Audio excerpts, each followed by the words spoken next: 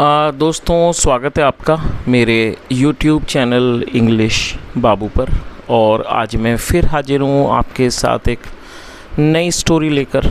और दोस्तों आज जो स्टोरी मैं आपके लिए लेकर आया हूँ ये एक शॉर्ट मॉरल स्टोरी है। बहुत ही प्यारी, मज़ेदार और अच्छी कहानी है, बहुत ही अच्छे मॉरल के साथ। उसके अलावा दोस्तों आज की इस स्टोरी में आपको कई सारे नए इंग्लिश के वर्ड मीनिंग सीखने को मिलेंगे, उनकी करेक्ट प्रोनाउंसिएशन के बारे में पता चलेगा और हमेशा की तरह जो इसका ग्रामर का पार्ट है उसे बिल्कुल डिटेल में कवर करेंगे, तो एक एक स्ट्रक्चर को आप बड़ी आसानी से सीख पाएंगे। तो चलिए दोस्तों आज की इस कहानी को हम शुरू करते हैं और सबसे पहले कहानी का टाइटल देखते हैं। कहानी का टाइटल है लेज़ी क्रो। क्या अर्थ हुआ दोस्तों? लेज़ी का मतलब होता है आलसी, और ये जो शब्द है ये एक एडजेक्टिव है। क्रो मतलब कौवा, लेज़ी क्रो का मतलब हुआ आलसी कौवा। तो दोस्तों ये आज की इस कहानी का टाइटल है, शीर्षक है। और अब मैं से पढ़ना शुरू करता हूँ। आप लोगों से रिक्वेस्ट है आप कहानी को बिल्कुल ध्यान से सुने। यदि आज की कहानी में आपको कोई नया शब्द या फिर नया स्ट्रक्चर मिले तो आप उसको नोट करें, और यदि कहानी पसंद आए तो लाइक भी ज़रूर करें। तो चलिए इसको शुरू करते हैं। A squirrel and a crow were good friends। क्या मतलब हुआ दोस्तों? ये जो वाक्य है ये एक सिंपल पास्ट का सेंटेंस है। सिंपल पास्ट का मतलब होता है जब हम पास्ट में कोई ऐसा वाक्य बनाएं जहां वॉज या फिर वर का यूज़ हेल्पिंग वर्ब के रूप में किया जाता है, साथ में नाउन या फिर एडजेक्टिव को लेकर वाक्य बनाया जाता है। और दोस्तों जब हम सिंपल पास्ट में या फिर सिंपल प्रेजेंट में कोई भी वाक्य बनाते हैं तो ऐसे वाक्यों में कभी भी वर्ब का प्रयोग नहीं किया जाता है। तो इस लाइन का क्या अर्थ हुआ? आ स्क्वायरल मतलब कि एक गिलहरी, एंड अ क्रो और एक कौवा, वर थे गुड फ्रेंड्स अच्छे दोस्त। तो इस तरह से पूरी लाइन का क्या अर्थ निकला? A squirrel and a crow were good friends. एक गिलहरी और एक कौवा अच्छे दोस्त थे। The crow was very lazy while the squirrel was very hard working. दोस्तों यदि आपने कल की कहानी सुनी हो तो आपको शायद याद होगा कि मैंने कल आपको वाइल के बारे में बताया था। तो जिसने कल की कहानी को सुना था वो इस बात को समझ गए होंगे कि मैंने कल वाइल के बारे में बताया था। और देखिए संयोगवश कोइंसिडेंटली आज हमें वाइल का यूज़ यहाँ पर देखने को मिल गया। मैं फिर भी एक बार दोबारा बताता हूँ जिन लोगों को नहीं आता है। दोस्तों देखिए वाइल का मतलब होता है दौरान। वाइल का मतलब एक क्षण भी होता है, जैसे कि वेट फॉर ए वाइल कई बार हम बोलते हैं कि थोड़ी देर रुको, वेट फॉर ए वाइल। और वाइल का मतलब जबकि भी होता है, तो यहाँ इसका मतलब है जबकि। और देखिए इसका प्रयोग यहाँ पर कैसे किया जाएगा? जब दो लोगों के बीच के भेद को, मतलब उन दोनों के बीच का जो फ़र्क है उसको बताया जाता है, तब वाइल का इस्तेमाल किया जाता है। अब मैं आपको इस वाक्य को ट्रांसलेट करूँगा तब आप समझ जाएंगे, फिर मैं आपको एक सेंटेंस भी बनाने के लिए दूंगा। क्या अर्थ हुआ? The crow was very lazy. दोस्तों ये जो वाक्य है ये भी सिंपल पास्ट का है जहाँ पर वॉज का यूज़ हेल्पिंग वर्ब के रूप में किया गया है। कौवा बहुत आलसी था। वाइल मतलब जबकि द स्क्वायरल गिलहरी वॉज वेरी हार्ड वर्किंग, बहुत मेहनती थी। और दोस्तों मैं चाहूँगा आप इस शब्द को भी नोट कर लें। हार्ड वर्किंग एक एडजेक्टिव है जिसका अर्थ होता है मेहनती, या जिसे परिश्रमी भी कहा जाता है। ऐसा व्यक्ति जो मेहनती हो, जो मेहनत करता हो, उसे हार्ड वर्किंग कहा जाता है। तो आप इसे ज़रूर नोट कर लें, ये एडजेक्टिव है। तो इस तरह से पूरी लाइन का क्या अर्थ निकला? The crow was very lazy while the squirrel was very hard working. कौवा बहुत आलसी था जबकि गिलहरी बहुत मेहनती थी। तो दोस्तों यहाँ पर मैंने आपको बताया वाइल का यूज़ दो लोगों के बीच का जो अंतर है उसको दिखाने के लिए किया जाता है। अब मैं आपको एक वाक्य देता हूँ, आप यदि वाइल का प्रयोग करना सीख गए हैं तो आप उसको ज़रूर ट्रांसलेट करें, कमेंट में भी बताएं। नोट कर लीजिए। राजू मोटा है जबकि मोहन पतला है। I repeat the sentence, Raju मोटा है जबकि मोहन पतला है। तो दोस्तों इस वाक्य को आप ट्रांसलेट करें, कमेंट में भी बताएं। चलिए आगे देखिए। One day the squirrel and the crow planned to grow crops. दोस्तों ये पास्ट इंडेफिनिट का ही वाक्य है जहाँ पे सेकंड फॉर्म लगाई जाती है। देखिए प्लान का मतलब योजना होता है जो कि एक नाउन है, और उसके अलावा ये वर्ब भी है। और मेरी आपसे दोस्तों ये रिक्वेस्ट है कि जब मैं ऐसी चीज़ें बताया करूँ तो आप ध्यान दिया करें। कई बार आप सिर्फ सुन लेते हैं लेकिन आपका ध्यान उन चीज़ों पर नहीं होता, क्योंकि दोस्तों यदि आप देखिए यहाँ पर आ रहे हैं और आप अपना जो आपका जो कीमती समय वो आप मुझे दे रहे हैं, मेरे वीडियो पर खर्च कर रहे हैं, तो मैं चाहता हूँ कि आप पूरे तरीके से उस चीज़ का फ़ायदा उठाएं। और फ़ायदा आप जब ही उठाएंगे जब आप बिल्कुल ध्यान से एक एक चीज़ को समझेंगे, सीखेंगे, तभी आप उस चीज़ का फ़ायदा उठाएंगे। तो दोस्तों पहली चीज़ आप ये समझ लीजिए, जो नाउन होते हैं उसका मतलब संज्ञा होता है।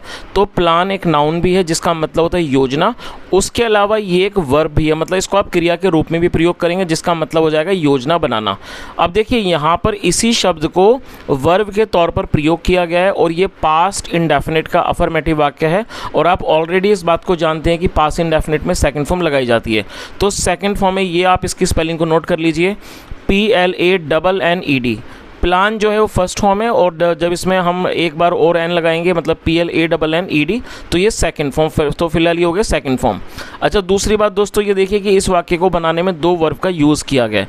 तो जब आप कोई भी दो वर्ब का वाक्य बनाएंगे तो पहली वर्ब को जब आप लिख लेंगे उसके बाद आपको टू लगाना है, टू कंजक्शन के रूप में, और टू के बाद आपको फर्स्ट फॉर्म का यूज़ करना है। आप इसे भी नोट कर लीजिए, GROW। देखिए ग्रो का मतलब होता है बढ़ाना, और आप शब्दों का इस्तेमाल भी करना सीखिए। ग्रो का मतलब बढ़ाना होता है, उगाना होता है। जैसे कई बार आपने देखा होगा, शब्दों को सुना होगा, जैसे कई बार बोलते हैं कि मैं अपने बाल बढ़ाऊंगा, I will grow my hair. तो ग्रो का मतलब उगाना भी होता है, बढ़ाना भी होता है। चलिए, और क्रॉप्स का मतलब फसल। तो इस तरह से पूरी लाइन का क्या अर्थ निकला, वन डे एक दिन, द स्क्वायरल मतलब गिलहरी ने, एंड द क्रो और कौवे ने, प्लान्ड योजना बनाई, टू ग्रो क्रॉप्स फसल उगाने की। तो इस तरह से पूरी लाइन का क्या मीनिंग निकला कि एक दिन गिलहरी और कौवे ने फसल उगाने की योजना बनाई। बोथ सैड, बोथ का अर्थ होता दोनों, दोनों ने कहा, दैट की they will do hard work to grow more and more crops. दोस्तों देखिए यहाँ दे का यूज़ किया गया। दे का मतलब होता है वे या फिर वे लोग। जब सब्जेक्ट में एक से अधिक लोग शामिल हों तो दे का यूज़ किया जाता है। और आप इस चीज़ को भी नोट करें कि दे का प्रयोग सिर्फ लोगों के लिए नहीं, एनिमल्स के लिए, चीज़ों के लिए, वस्तुओं के लिए भी किया जाता है। बस ये होना चाहिए कि जो भी सब्जेक्ट है वो एक से अधिक है तो आप दे का यूज़ करेंगे, और ये एक प्लूरल नाउन है। तो क्या अर्थ हुआ, बोथ साइड मतलब कि दोनों ने कहा, दैट की दे विल डू वो करेंगे, हार्ड वर्क मेहनत करेंगे, टू ग्रो उगाने के लिए, मोर एंड मोर क्रॉप्स अधिक से अधिक फसल। दोस्तों यहाँ भी एक काम की जानकारी मैं आपको देना चाहूँगा। देखिए यहाँ पर इस शब्द को यूज़ किया गया है, हार्ड वर्क। हार्ड वर्क जो है एक नाउन है जिसका अर्थ होता है मेहनत। और यदि आप इसको वर्ब बनाना चाहें तो दोस्तों आपको क्या करना होगा, वर्क को आगे कर दीजिए, वर्क हार्ड हो जाएगा मेहनत करना। तो इन दोनों शब्दों के बीच का फ़र्क समझिए। हार्ड वर्क जो है नाउन है जिसका अर्थ होता है मेहनत या परिश्रम, और वर्क हार्ड का जो है वो वर्ब है जिसका मतलब होता है मेहनत करना या फिर परिश्रम करना। अब देखिए यहाँ पर ये जो शब्द को आप देख रहे हैं मैं इसको थोड़ा समझाना चाहूँगा, और मैं चाहूँगा आप इस बात पर ध्यान से सुने। देखिए यहाँ पर हार्ड वर्क है, इसको ये नाउन है तभी यहाँ पर इन्होंने डू लगाया है। अच्छा, इसका एक तरीका और है बनाने का, मैं आपको वो भी समझाता हूँ। जब हमें डू लगाने की कोई ज़रूरत नहीं है, देखिए इसको ऐसे बना सकते हैं, बोथ साइड दोनों ने कहा, दैट की दे विल वर्क हार्ड कि वो मेहनत करेंगे, टू ग्रो उगाने में, मोर एंड मोर क्रॉप्स ज़्यादा से ज़्यादा फसल। तो यदि आप हम चाहें तो इसको ऐसे ही बना सकते थे। यदि हम इसमें वर्क हार्ड लगाते तो वो वर्ब बन जाता, तब हमें डू की कोई ज़रूरत नहीं थी। लेकिन जैसा आपको मैंने बताया कि फ़िलहाल नाउन का इस्तेमाल किया गया तो इसको वर्ब बनाने के लिए यहाँ पर डू लगाया गया, तो डू हार्ड वर्क यहाँ पर पूरा वर्ब हो गया। चलिए आगे देखिए, आफ्टर ए फ्यू डेज कुछ दिन बाद, the squirrel asked the crow to come and water the plants. दोस्तों देखिए आप इसे नोट करें, आपने सुना होगा आस्क मतलब पूछना होता है, लेकिन दोस्तों आस्क मतलब किसी व्यक्ति को कुछ काम करने को कहना भी होता है। जैसे मान लीजिए मैं आपको एक एग्जांपल देता हूँ कि मैं उसे यहाँ आने को कहूँगा, तो मैं इसको कैसे इसको ट्रांसलेट करूँगा, I will ask him to come here. तो आस्क मतलब पूछना भी होता है। उसके अलावा जब हम किसी व्यक्ति को कोई काम करने को बोलेंगे तब भी उसको आस्क कहा जाता है। और ये पास्ट के बारे में बात हो रही है तो सेकंड फॉर्म लगाई गई है। आफ्टर अ फ्यू डेज का अर्थ हुआ कि कुछ दिनों के बाद। The squirrel asked the crow, गिलहरी ने कौवे को कहा, टू कम आने को कहा, एंड वाटर द प्लांट्स और प्लांट्स में मतलब पौधों में पानी देने को कहा। दोस्तों देखिए वाटर भी देखिए कितनी रोचक जानकारी है। वाटर एक ऑलरेडी नाउन है, वाटर का मतलब सब जानते हैं पानी। उसके अलावा दोस्तों नाउन होते होते ये वर्ब भी है साथ में। वर्ब में इसका मतलब हो जाएगा पानी देना। जैसे हम पौधों को, पेड़ों को पानी देते हैं, उसको क्या कहा जाता है? वाटर।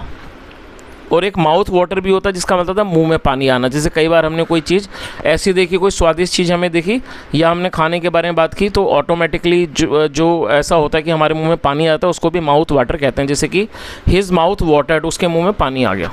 चलिए आगे देखिए। द क्रो सेड, कौवे ने कहा, यू गो डियर, कि डियर का मतलब होता है प्यारी या फिर प्रिय। प्रिय आप जाओ। I will come after some time, मैं कुछ समय के बाद आऊँगा। और दोस्तों यहाँ विल का यूज़ किया गया है, फ्यूचर इंडेफिनिट का वाक्य है। The squirrel water the plants. अब देखिए यहाँ जैसे मैंने ऑलरेडी आपको बताया, वाटर जो है वर्ब भी है, तो यहाँ भी इसको वाटर के रूप में प्रयोग किया गया, यहाँ भी इसको वर्ब के, यहाँ भी इसे वर्ब के रूप में प्रयोग किया गया, यहाँ भी इसे वर्ब के रूप में प्रयोग किया गया। और ये पास्ट इंडेफिनिट का वाक्य है, इसलिए वाटर की सेकंड फॉर्म लगाई गई है। देखिए सेकंड फॉर्म क्या है? WATR। तो वाटर तो फर्स्ट फॉर्म है, अब आप इसमें ED जोड़ देंगे तो सेकंड फॉर्म हो जाएगा। तो ये क्या अर्थ हुआ? The squirrel watered the plants, गिलहरी ने पौधों को पानी दिया। And the crow remained sitting idle. देखिए इसका भी मतलब समझ लीजिए, रिमेन क्या होता है? रिमेन का अर्थ होता है किसी भी अवस्था में बने रहना। अक्सर मैं रिमेन के कई बार सेंटेंसेस में कम्युनिटी पोस्ट में शेयर करता हूँ, आप लोग उसको आंसर करते हैं, तो रिमेन का भी मतलब सीख लीजिए। रिमेन का मतलब होता है किसी अवस्था में बने रहना। मैं एक दो एग्जांपल के साथ समझाता हूँ ताकि आपको क्लियरली इसको समझ में आ जाए और आप और भी वाक्य बना सकें। जैसे मान लीजिए आप बोल रहे हो ही विल रिमेन ऑनेस्ट, मतलब क्या हुआ इसका? कि वह ईमानदार रहेगा। तो यहाँ पर हम क्या दर्शा रहे हैं कि कोई जो व्यक्ति है वो ईमानदार बना रहेगा। मतलब जब हम ये दिखाएंगे कि कोई व्यक्ति किसी विशेष अवस्था में रहेगा या रहा, तब हम रिमेन का यूज़ करते हैं। तो ये पास्ट का वाक्य, इसलिए सेकंड फॉर्म लगाई गई है। तो क्या अर्थ हुआ? The squirrel watered the plants, गिलहरी ने पौधों को पानी दिया। एंड द क्रो, और कौवा, रिमेंड सिटिंग आइडल। आइडल मतलब खाली होता है, सिटिंग आइडल खाली बैठना। तो क्या अर्थ हुआ? कि कौवा खाली बैठा रहा। आगे देखिए। आफ्टर 2 months, 2 महीने बाद, the crop was ready. Ready मतलब होता है तैयार होना, और ये भी सिंपल पास्ट का वाक्य है जहाँ वॉज का यूज़ किया गया हेल्पिंग वर्ब के रूप में। 2 महीने बाद the crop was ready. Crop मतलब होता है फसल, नोट कर लीजिए, फसल तैयार थी। नाउ अब the squirrel asked the crow. अब देखिए यहाँ भी दोबारा आस्क का प्रयोग किया गया, ऑलरेडी आपको पता है। आस्क मतलब पूछना या फिर कुछ करने को बोलना। क्या अर्थ हुआ? कि अब, नाउ मतलब अब, the squirrel asked the crow to help him reap the crop. और आप इसे नोट कर लीजिए तभी पूरा मीनिंग समझ पाएंगे। REAP, रीप का मतलब होता है काटना, तो फसल वगैरह काटने को रीप कहा जाता है। तो क्या अर्थ हुआ? कि अब गिलहरी ने कौवे को कहा, आस्क्ड द क्रो, कौवे को कहा, टू हेल्प हिम, उसकी मदद करने में, रीप द क्रॉप मतलब कि अब गिलहरी ने फसल को काटने में उसकी मदद करने को कहा। तो मतलब समझ ही गए होगे। तो गिलहरी ने कौवे से कहा कि भाई फसल को काटने में आप मेरी मदद करें। चलिए आगे देखिए। अगेन, दोबारा, द लेज़ी क्रो सेड, दोबारा जो कौवा था, मतलब जो लेज़ी था, जो आलसी कौवा था, उसने कहा, यू गो डियर, प्यारी आप जाओ। I will come after some time, मैं कुछ समय बाद आऊँगा। दोस्तों यहाँ पर शायद आपको आई दिख नहीं रहा होगा, ये किसी बच्चे ने यहाँ पर पेन चलाया हुआ है, वैसे ये आई लिखा हुआ है, मैं देख सकता हूँ यहाँ पर। तो उसने क्या कहा कि यू गो डियर, प्यारी आप जाओ। I will come after some time, मैं कुछ समय के बाद आऊँगा। तो ये जो है आई है, कई देखिए पेन चला हुआ है। कई बार मेरे बच्चे बुक्स वगैरह पढ़ते हैं तो वो पढ़ते कम है, उसमें पेन ज़्यादा चलाते हैं। चलिए आगे देखिए। The squirrel was hard working and honest. और दोस्तों ये जो वाक्य है ये भी एक सिंपल पास्ट का ही वाक्य है जहाँ पर दो एडजेक्टिव का प्रयोग किया गया। जैसा ऑलरेडी आप जानते हैं, जब सिंपल पास्ट में या सिंपल प्रेजेंट में वाक्य बनाते हैं तो नाउन या एडजेक्टिव का ही प्रयोग वाक्यों में किया जाता है। HONEST, ऑनेस्ट, इसमें H साइलेंट है तो इसको ऑनेस्ट पढ़ेंगे। और ऑनेस्ट का मतलब होता है ईमानदार, जो कि एडजेक्टिव है। अच्छा दोस्तों इसे भी नोट कर लीजिए। हार्ड वर्किंग, देखिए ऑलरेडी आप इसका मतलब मैंने आपको बताया। हार्ड वर्क मतलब होता है मेहनत, जो कि नाउन है, और इसमें ING जोड़ देंगे हम, तो ये हो जाएगा हार्ड वर्किंग। अब देखिए ये जो पूरा शब्द है ये क्या बन जाएगा? ये एडजेक्टिव बन जाएगा, जिसका मतलब होता है मेहनती। ऐसा व्यक्ति जो मेहनती हो, मेहनत करता हो, परिश्रमी हो, उसको क्या कहा जाता है? Hard working. ऑलरेडी आपने ऊपर देखा था। तो क्या अर्थ हुआ? The squirrel was hard working and honest, गिलहरी मेहनती और ईमानदार थी। She reached the field, reach मतलब होता है पहुंचना, और ये सेकंड फॉर्म है। शी रीच्ड द फील्ड मतलब हुआ कि वह, फील्ड मतलब खेत, वह खेत पर पहुंच गई। And divided the crop, divide का मतलब होता है बंटवारा करना, बांटना। Divided the crop in 2 parts, और फसल को 2 हिस्सों में बांट दिया। She left half of the crop in the field. दोस्तों ये भी पास्ट इंडेफिनिट का वाक्य है जहाँ पे सेकंड फॉर्म लगाते हैं। LEAVE, लीव का मतलब होता है छोड़ना, और ये सेकंड फॉर्म है, आप चाहें तो नोट कर लें LEFT। इसके अलावा दोस्तों इसके एक दो और मतलब है। लेफ़्ट का मतलब बायां भी होता है, जैसे राइट लेफ़्ट होता है, राइट मतलब दायां, लेफ़्ट मतलब बायां। लेफ़्ट का मतलब बचा हुआ भी होता है जो कि एडजेक्टिव है, लेकिन ये यहाँ इसको वर्ब के रूप में प्रयोग किया गया है। और ये लीव की सेकेंड फॉर्म है। लीव मतलब छोड़ना, रवाना होना, और सेकेंड फॉर्म है लेफ़्ट। तो क्या अर्थ हुआ? शी लेफ्ट, उसने छोड़ दिया, हाफ ऑफ द क्रॉप, आधी फसल, इन द फील्ड, खेत में। तो पूरी लाइन का क्या अर्थ हुआ कि she left half of the crop in the field, उसने खेत में आधी फसल छोड़ दी। और उसने आधी फसल क्यों छोड़ी? जाहिर सी बात है, क्योंकि ये जो फसल थी वो पार्टनरशिप में थी, गिलहरी और कौवे की पार्टनरशिप थी। इसी वजह से ये जो ईमानदार गिलहरी थी उसने आधी फसल कौवे के लिए छोड़ दी। आगे देखिए, the other half she loaded in a bullock cart. दोस्तों बुलक कार्ट का मतलब बैलगाड़ी, और ये लोड के सेकंड में लोडेड का अर्थ हुआ कि दूसरा जो बाकी हाफ था, जो बाकी हाफ था, बाकी आधा था, शी लोडेड, उसने लाद दिया, इन अ बुलक कार्ट, उसने एक बैलगाड़ी में लाद दिया। शी केम बैक, वह वापस आ गई, हैप्पीली, वह खुशी खुशी वापस आ गई। And kept her crop in the godown, keep मतलब रखना, सेकंड में कैप, और गोडाउन में, गोडाउन का मतलब गोदाम, और गोदाम में अपनी फसल रख दी। पूरी लाइन का क्या अर्थ हुआ कि वह खुशी खुशी वापस आ गई और गोदाम में अपनी फसल रख दी। आगे देखिए, वन डे, एक दिन, the crow thought of going to the field to bring the crop. One day मतलब एक दिन, the crow thought of going, ये दोस्तों थिंक की सेकंड फॉर्म है, थॉट ऑफ गो। तो क्या अर्थ हुआ कि एक दिन कौवे ने जाने के बारे में सोचा, टू द फील्ड, खेत जाने के बारे में सोचा, टू ब्रिंग, लाने, ब्रिंग मतलब लाना, लाने के लिए, द क्रॉप, फसल को। पूरी लाइन का अर्थ निकला कि एक दिन कौवे ने खेत जाने के बारे में सोचा, टू ब्रिंग द क्रॉप, फसल लाने के लिए। Just as he had decided, और जैसे ही उसने फैसला किया, मतलब इस चीज़ का निर्णय किया, to go to the fields, खेत जाने का, इट स्टार्टेड रेनिंग, बारिश होने लगी। चलिए आगे देखिए, the crow's crop was washed away. Wash away का मतलब होता है किसी चीज़ का धुलकर चले जाना। तो क्या अर्थ हुआ? जो द क्रोज क्रॉप का मतलब हुआ कि कौवे की फसल वॉज वॉश्ड अवे, धुल गई, मतलब कि वो धुलकर चली गई। लेज़ी क्रो, आलसी कौवा, कुड नॉट गेट एनीथिंग, आलसी कौवा कुछ भी प्राप्त नहीं कर पाया। और दोस्तों ये जो कुड है इसको भी समझ लीजिए, कुड का प्रयोग पास्ट के वाक्यों में किया जाता है जब हम कोई ऐसा वाक्य बनाएंगे जहां वाक्यों की टेल पर सका, सकी, सके, पाया, पाई जैसे शब्द आएंगे तो कुड का यूज़ किया जाता है। साथ में वर्ब की फर्स्ट फॉर्म लगाई जाएगी। यदि वाक्य नेगेटिव होगा तो कुड नॉट के साथ फर्स्ट फॉर्म लगाई जाती है।